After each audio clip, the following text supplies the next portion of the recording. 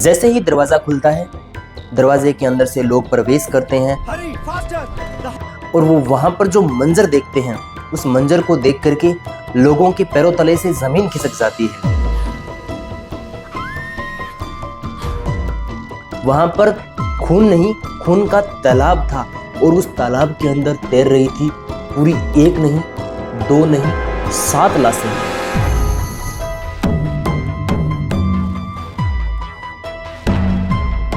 आपने बहुत सारी कहानियां सुनी होंगी क्राइम तक, क्राइम पेट्रोल पर, क्राइम सीन पर और सीआईडी के अंदर, जिसके अंदर एक महिला है, वो अपने ही परिवार के लोगों की हत्या कर देती है या मकान मालकिन की हत्या कर दी जाती है।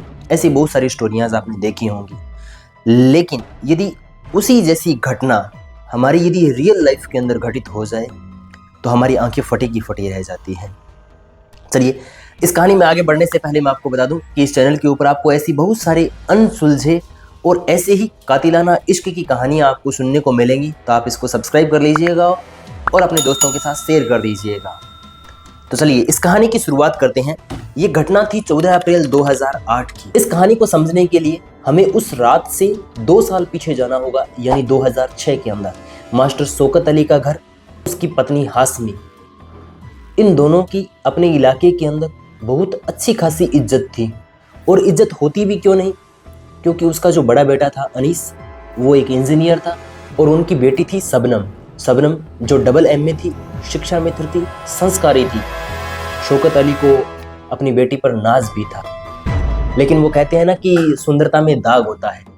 जहाँ हमें अच्छी चीज़ें दिखाई देती हों वहाँ पर हम दाग लगाने की कोशिश करते हैं। तो ऐसे ही इस पर एक दाग लगने वाला था। तो एक तरफ थी शबनम और दूसरी तरफ था सलीम है वो आरे की मशीन पर काम करने वाला एक मामूली मजदूर था। दुनिया की नज़र में देखे तो शबनम और सलीम में दोनों में कोई मेल नहीं था। लेकिन वो कहते हैं ना कि इश्क हैसियत नहीं देखता है, इश्क दिन रात नहीं देखता है, इश्क अंधा होता है। और ये शुरू हुआ ऑटो स्टैंड पर धीरे धीरे बातचीत होना शुरू हुई, धीरे धीरे नज़दीकियाँ बढ़ने लगी, दूरियाँ घटने लगी। और सलीम है वो शबनम के लिए एक प्रेमी नहीं था, वो उसके लिए ज़िद बन चुका था। और एक ऐसी ज़िद जो आगे चल कर के एक तबाही लाने वाली थी। शबनम ने सलीम को बहुत बार देखा। एक बार शबनम ने सलीम से पूछ लिया कि तुम मेरी प्रेम करते हो तो डरते क्यों नहीं हो? तो सलीम ने कहा कि मैं डरता नहीं हूँ, सिर्फ तुमसे डरता हूँ। लेकिन शबनम किसी से नहीं डरती थी। तो इस प्रकार सलीम डरता था लेकिन शबनम डरती नहीं थी। शबनम है वो इस रिश्ते को किसी भी हद तक ले जाने के लिए तैयार थी। वक्त बीतता गया, नज़दीकियाँ और ज़्यादा बढ़ती गई, मुलाकातें हुई और फिर कहानी के अंदर एक ऐसा मोड़ आता है जिसने इस पूरी की पूरी कहानी को बदल करके रख दिया। शबनम प्रेग्नेंट थी। We have to leave now, Salim. They know we're here. We can't run forever, Shabnam. We need a plan. Shabnam ने सलीम को बुलाया और उसे ये सब बातें बता दी। शबनम ने कहा कि तुम मेरे अब्बू से मेरा हाथ क्यों नहीं मांगते? सलीम ने कहा कि वो नहीं मानेगी। तो शबनम कहती है कि अगर वो नहीं मानेगी ना तो हम घर से भाग जाएंगे। लेकिन वो कहते हैं ना कि सच ज़्यादा दिन नहीं छुपता है। शबनम के घर वालों को पता चल गया कि ये सलीम से प्यार करती है।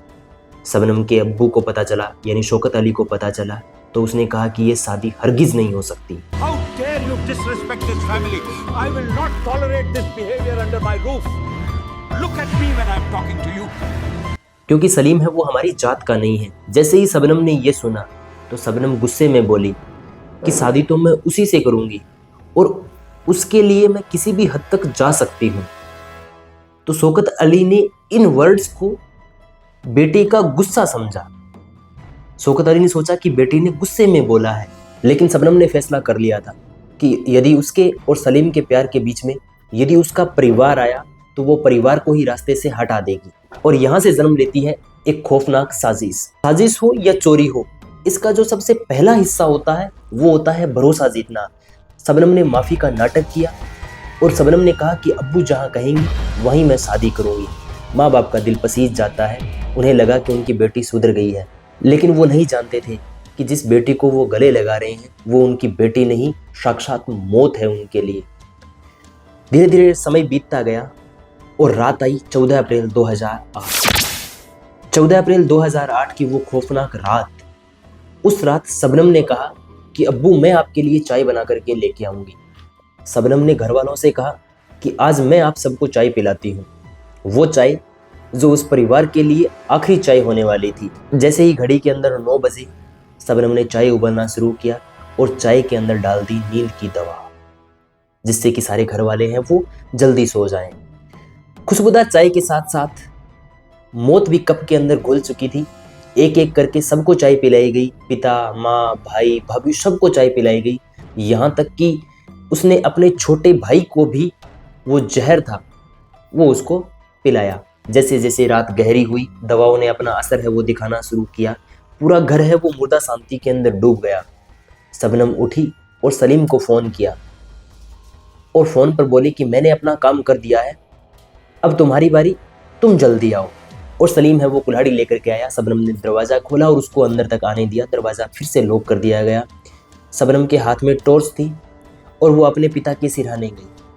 अब आप सोचिएगा इस मंजर को कि जब बेटी ने पिता के चेहरे पर टॉर्च से रोशनी डाली, इसलिए डाली कि प्रेमी का निशाना चूके नहीं।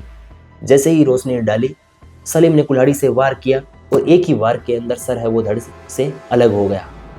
अब यहाँ से शुरू हुआ कत्लेआम का वो सिलसिला जो रुकने का नाम ही नहीं ले रहा था। माँ, भाई, भाभी, छोटा भाई और उसकी जो कज़न थी राबिया, सभी को एक एक करके एक के बाद एक 6 गर्दनें सब्जी की तरह काट डाली। लेकिन अभी भी एक जान बाकी थी, 10 महीने का मासूम भतीजा जो बेसुध होकर के सो रहा था। सलीम ने पूछा कि इसका क्या करें, तो शबनम ने बोला कि इसका गर्दन दबा दो। सलीम ने उस नन्ही सी जान का गला घोंट दिया। उसे लगा कि बच्चा मर गया है और वो इन सातों को मार करके अपने घर चला गया। सलीम घर चला गया। अब बची कौन? शबनम। शबनम बैठी रही, लेकिन कई देर बाद उस जो छोटा बच्चा था ना 10 महीने का, उसकी रोने की आवाज़ आई तो वो डर गई कि एक बच्चा अभी मरा नहीं है। तो सलीम को दोबारा फ़ोन किया शबनम ने। देखो आप, जो महिला खुद प्रेग्नेंट थी, खुद माँ बनने वाली थी, उसने दोबारा फ़ोन किया सलीम को कि ये जो 10 वर्ष का बच्चा है वो अभी मरा नहीं है। सलीम ने बोला कि मैं नहीं आ पाऊँगा, अब तुम उसका गला दबा करके मार दो। और शबनम का हाथ उस बच्चे की गर्दन पर और जोर से दबा रही है। बुआ ने अपने ही भतीजे का गला अपने ही हाथों से तब तक दबाए रखा जब तक उसकी सांस हमेशा के लिए थम नहीं गई हो। अब घर में सिर्फ 7 लाशें थी और वो एक जिंदा कातिल। कौन? शबनम। घर के अंदर सिर्फ 7 लाशें और एक जिंदा कातिल शबनम। सुबह हुई तो अब शुरू होगा नाटक। नाटक कौन करेगी? शबनम। जैसे ही सुबह हुई, शबनम ने रोना चिल्लाना शुरू कर दिया कि मेरे घर पर तो लुटेरे आ गए, लुटेरों ने सामान लूट लिया और मेरे परिवार के सभी लोगों को मार डाला। मैं बच गई क्योंकि मैं छत पर सोई हुई थी। अब गांव वाले दीवार फांद करके आते हैं। वो देखते हैं कि वहाँ पर खून नहीं, खून का क्या था? तालाब। और लाशें थी कितनी? 7। धीरे धीरे पुलिस आई। पुलिस का उस टाइम पुलिस के अंदर जो एसएचओ थे वो थे आरपी गुप्ता। आरपी गुप्ता ने देखा ये पूरा का पूरा मंजर, तो उसको कुछ बातें हैं वो खटकने लगी कि यदि यहाँ पर चोर और लुटेरे आए हैं, यदि यहाँ पर चोर और लुटेरे आए हैं तो फिर कोई भी सामान बिखरा हुआ क्यों नहीं है? और उन लोगों की जो हत्या की गई थी वो ऐसे सीन था वो कि जैसे नींद में ही मारे गए हों। और फिर इसी बीच उनको एक रैपर मिला बायोपोज नाम की दवाई का। तो वो दवाई है वो ऐसा बताते हैं कि नींद की दवा होती है। तो फिर जिंदा बची थी कौन? शबनम। तो आरपी गुप्ता का पूरा जो शक था वो किस पर चला गया? शबनम पे। इसी बीच देखो, जब ये घटना हुई थी ना, तो इस गांव का नाम था बावनखेड़ी। तो उस टाइम की जो सीएम थी वो थी मायावती। मायावती भी इस घर पर आई थी। जब इसने उस मंजर को देखा तो मायावती ने सोचा होगा कि मैं इसको 5 लाख रुपए मुआवजे की घोषणा करती हूँ। लेकिन आरपी गुप्ता थे, उसने मायावती के पीए को फ़ोन किया कि तुम इसको एक बार घोषणा मत करना, मुआवजे की घोषणा मत करना, क्योंकि सारी की सारी जो शक की सुइयां हैं ना वो इसी शबनम पर जा रही है। तो धीरे धीरे शबनम पे शक की सुइयां चली। अब ऐसे तो डायरेक्टली शबनम के बारे में बोल नहीं सकते थे, इसीलिए शबनम के फ़ोन की कॉल डिटेल्स खंगाली गई। कॉल डिटेल्स से पता चला 1:40 से लेकर के 2 बजे के बीच शबनम बात कर रही थी सलीम से। तो उस टाइम ये घटना हुई थी। तो ये सारा का सारा शक शबनम पे है वो जा लगा। शबनम को कोर्ट रूम के अंदर बुलाया गया। आरपी गुप्ता ने थोड़ा प्रेशर दे करके पूछा, तो तो शबनम है वो डर गई, शबनम टूट गई अंदर से। और वो कहते हैं ना कि टूटने के बाद सच तो बाहर आ ही जाता है। तो शबनम ने कहा कि मैंने सिर्फ एक बच्चे को मारा है। शबनम से पूछा गया कि बाकी 6 की हत्या किसने की, तो वो बोलती है कि ये सलीम ने किया था। और वो सारा का सारा जो चिट्ठा था वो बाहर निकल के आ जाता है, सारी की सारी स्टोरी सबको पता चल जाती है। सलीम ने 6 लोगों की हत्या की थी और लास्ट के अंदर इस जघन्य अपराध के लिए शबनम और सलीम दोनों को फांसी की है वो सज़ा दी गई। आज़ादी के बाद शबनम भारत की एक ऐसी महिला होगी जिसे फांसी की सज़ा दी जाएगी। जेल के अंदर शबनम ने सलीम के बेटे को जन्म दिया, लेकिन वो बच्चा अनाथ आश्रम के अंदर बड़ा हुआ। इश्क अंधा होता है ये तो हमने सुना था, लेकिन इतना अंधा होता है, इश्क इतना निर्दयी होता है, इश्क इतना वैश्याना भी हो सकता है कि अपने ही खून को पानी की तरह बहा दे। ये है वो शबनम ने साबित कर दिया था। बावनखेड़ी का वो घर आज भी सूना है, वीरान है, लेकिन उसकी दीवारों में जो कैद चीखे हैं वो आज भी सुनने वालों की रूह कंपा देती है। तो ये थी कहानी किसकी, शबनम और सलीम की। ये कहानी थी इश्क की नहीं, कातिलाना इश्क की। ऐसे ही कातिलाना इश्क की और स्टोरीज हैं, वो भी आपके सामने लेकर के आ जाएंगी। इस वीडियो के बारे में क्या सुझाव हैं आपके, किस तरीके से इसको और इंटरेस्टिंग तरीके से बनाया जा सकता है, इसके अंदर क्या कमियां लगी हैं आपको, क्योंकि ये मेरी पहली वीडियो है। तो इसके अंदर आप कमेंट बॉक्स के अंदर कमेंट करके बताइए। कमेंट बॉक्स में लिखना नहीं भूलें कि आपको अगली स्टोरी है वो किस टॉपिक पर चाहिए। आप कमेंट बॉक्स में ये भी बता सकते हैं कि भैया अगली स्टोरी है वो इस पर लेकर के आए। नेक्स्ट और क्राइम स्टोरीज आपके लिए लेकर आऊंगा। तब तक के लिए दीजिए इजाजत। जय हिंद, जय भारत।